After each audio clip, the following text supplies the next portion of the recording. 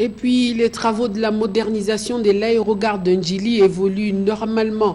Le Premier ministre Augustin Matata Ponyo s'en est rendu compte lors de sa dernière visite d'inspection dans son sillage. Guy Matundu, notre reporter. L'ouvrage est presque fin prêt. Il pourra être livré dans les prochains mois. Les fréquentes visites du Premier ministre à l'aérogare de Ndjili auront eu des effets escomptés. Ce vendredi 24 avril, le Premier ministre, pour une énième visite, a testé la qualité du matériel utilisé. Le parking devant accueillir près de 246 véhicules est fin prêt à 90% avec péage automatique.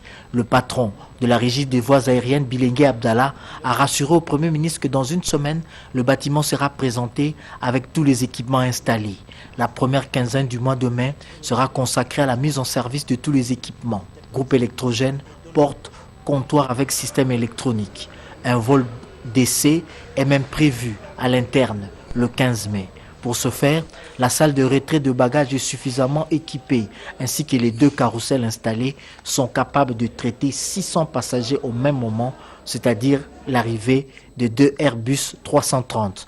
48 vidéosurveillances sont placées, dont 8 à l'extérieur et 40 à l'intérieur.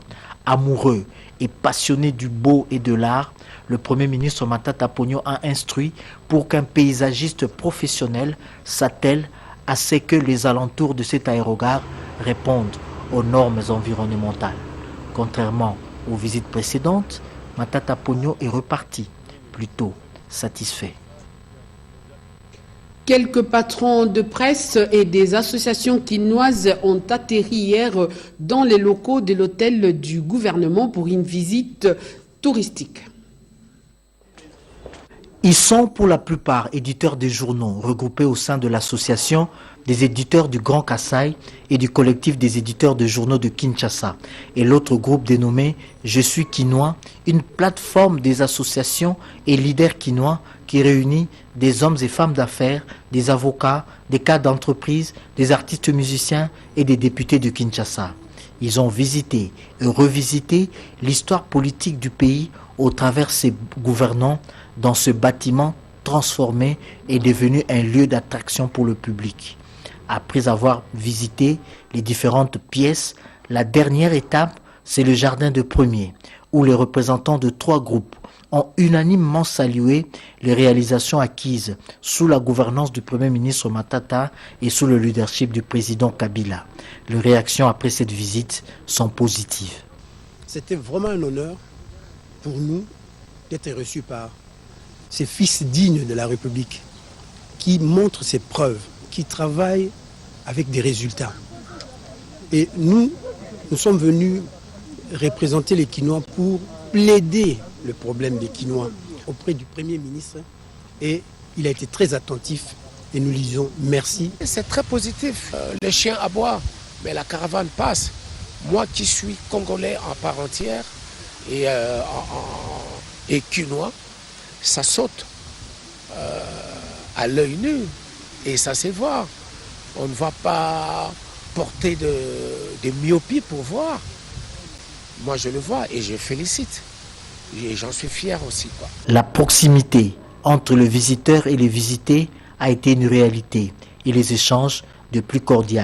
Les éditeurs de journaux ont levé l'option de pratiquer une presse républicaine. Le Premier ministre Matata en a appelé à plus de sens de responsabilité. Vous avez une grande responsabilité, mes chers amis. Vous êtes la voix des sans-voix. Quand quelqu'un prend le journal, il doit être fier de le lire parce qu'il dit ce n'est pas de l'intoxication. Moi, je suis fier aujourd'hui quand je vois qu'il y a beaucoup de journaux qui naissent. Quand je vois même les standards des journaux s'améliorent. Si vous voulez que vous soyez des personnes respectables, il faut que l'économie fonctionne. Parce que si vous avez une économie qui fonctionne très bien, vous avez les gens qui peuvent souscrire des publicités chez vous, qui peuvent souscrire des abonnements, qui peuvent vous prendre comme des sponsors, vous voyez. Ah, il ne faut pas être trompé par des politiciens qui veulent que l'économie baisse. Ces échanges de plus cordiaux qui ont édifié plus d'un. C'est un homme ouvert, prompt au dialogue, un homme qui comprend. Il faut des visites comme ça d'une manière régulière pour que les gens pénètrent ce que fait l'autorité et qu'ensuite il rapporte aux autres. Chaque vendredi, la primature ouvre ses portes au public et la table du Premier ministre est remplie de demandes de visite.